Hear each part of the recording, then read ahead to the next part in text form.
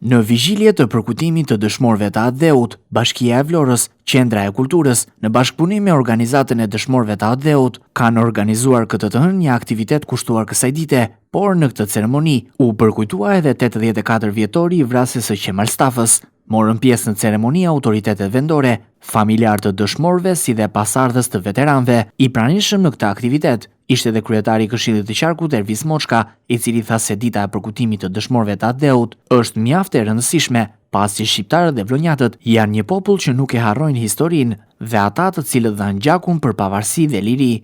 Ishte një detyrim pjesëmarrja dhe them këtë një detyrim pasi një komb që harron sakrificën e herojve të vetë është një komb i destinuar të vdesë.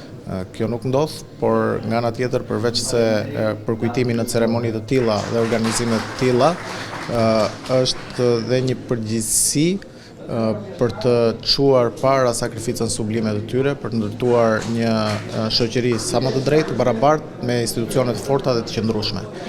Lavdi dëshmorëve të kombit tonë. Për përkujtimin e 84 vjetorit të Qemal Stafës, foli edhe historiani Skënder Spahiu.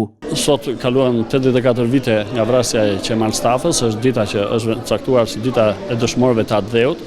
Është një ditë që ne kujtojmë të rënda Atë-Dheut, një ditë që ne e përmendim në mënyrë të vazhdueshme. Të gjitha ata elementë, të gjitha ata njerëz, vajza dhe djem, burra dhe gra që morën pjesë në luftën antifashiste nacionale shqiptare dhe që dhanë jetën për lirinë e vendit tonë.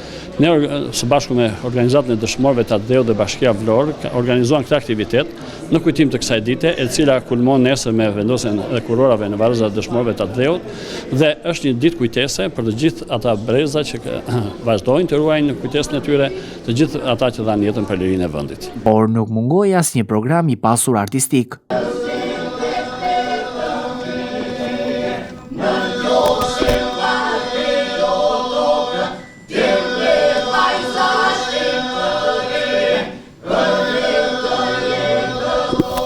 Të martën në varrezat e dëshmorëve, pritet që Bashkia e Vlorës të organizojë edhe ceremoninë e rastit në nder të 5 majit.